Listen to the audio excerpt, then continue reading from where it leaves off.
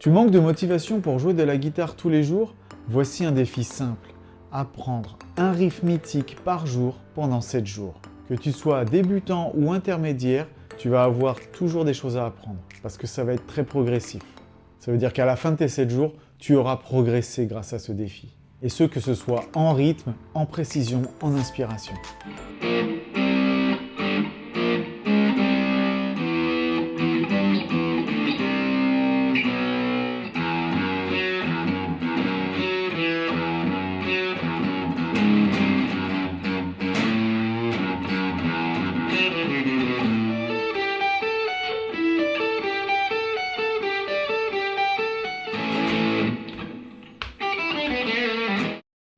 Et je t'informe qu'en cliquant sur le lien dans la description, tu pourras télécharger gratuitement toutes les partitions des riffs qui sont joués dans cette vidéo. Et on enchaîne direct avec le riff numéro 1.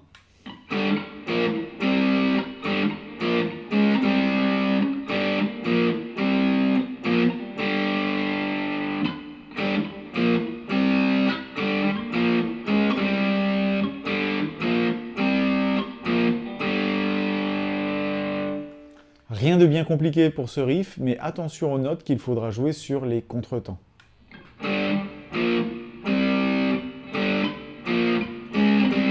Tu vois, quand on fait ça, les 3 notes là, elles sont sur les contretemps. Ça veut dire qu'elles sont sur des temps faibles. Pam, pam, pam, pam. Voilà, et on atterrit sur un temps fort. Et on enchaîne avec le riff numéro 2.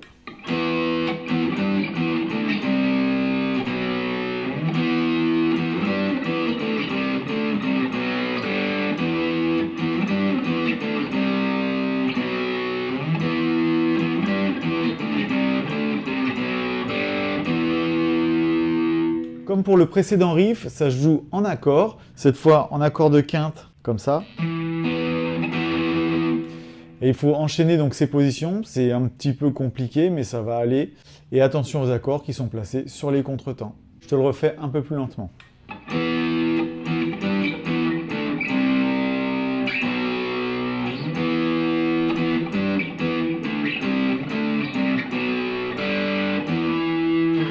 Allez, on enchaîne, c'est au tour du riff numéro 3.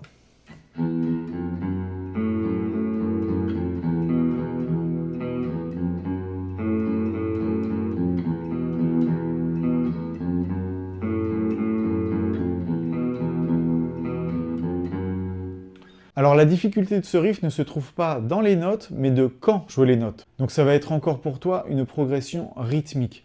Ce morceau ne part pas sur le temps. 1, 2, 3.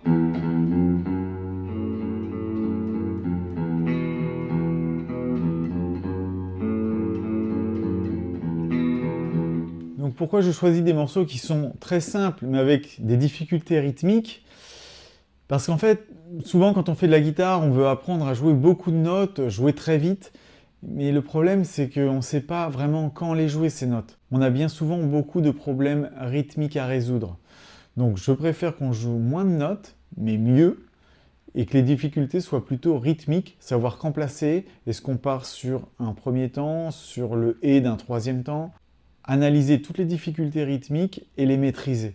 C'est ça mon but dans cette vidéo. Allez, on peut rebrancher sa distorsion, c'est parti avec le riff numéro 4.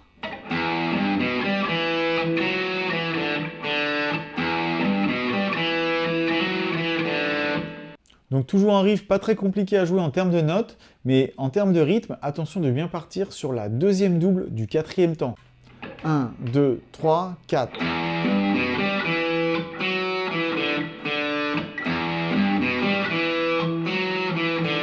Je te le fais plus lentement. 1, 2, 3, 4.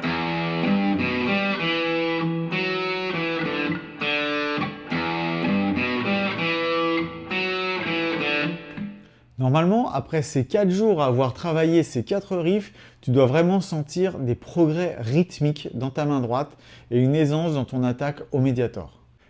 Et c'est pour ça que je me suis permis de te proposer ce 5e riff.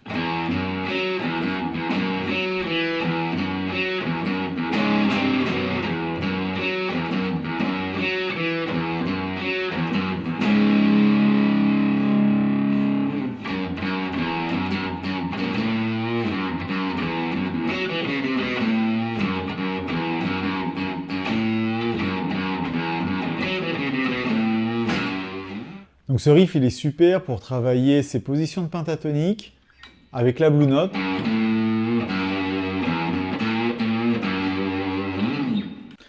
La difficulté, selon moi, elle est ici. Donc le rythme encore.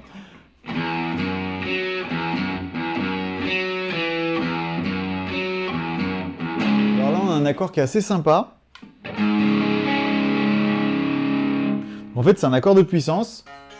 Le Do dièse qu'on fait basse quinte, ici. Donc. Et après, il répète le procédé sur les 3 accords suivants. Sur les 3 accords.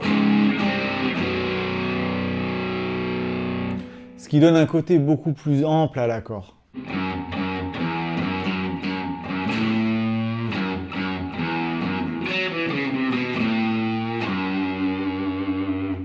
Voilà, donc un riff super puissant et très bluesy. Allez, on va rechercher un peu plus de mélodie avec le riff numéro 6.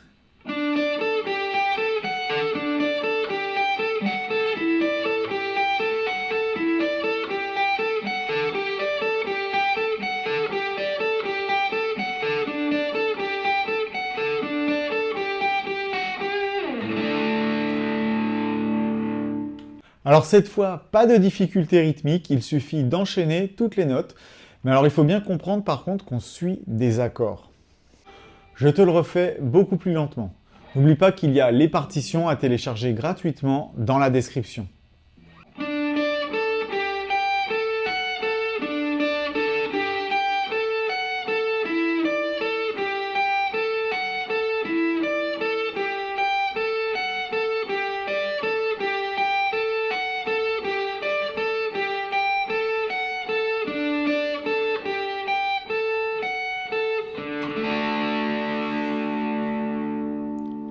La difficulté de ce morceau va se trouver dans le fait de jouer, donc comme c'est un ostinato ça veut dire qu'on joue des notes sans s'arrêter. Donc faut pas louper une note. Et attention au saut de corde. On commence directement, on fait une octave.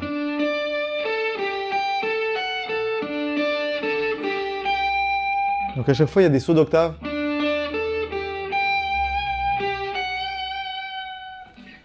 Et pour ton 7e et dernier jour, je te propose un riff puissant, efficace, technique, à la fois rythmique et mélodique. C'est parti!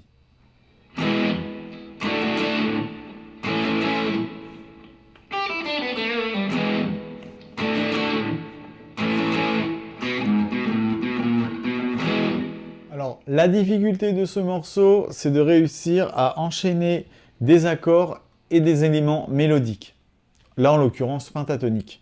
Avec, qui plus est, un bend.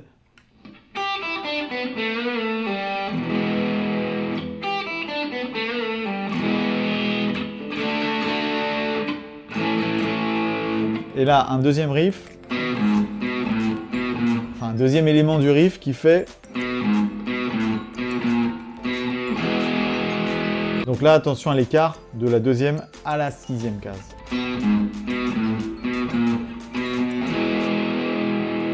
Bien rattrapé ici avec le 2e doigt. Le 2e. Et on finit avec l'accord de mi majeur. Alors quel riff tu as préféré? Dis-le moi en commentaire. Et si jamais tu veux un volume 2 avec des riffs différents, par exemple funk, des éléments de classique ou métal, guitare française, jazz, ben c'est pareil, dis-le moi en commentaire. Et puis moi je te dis à samedi prochain.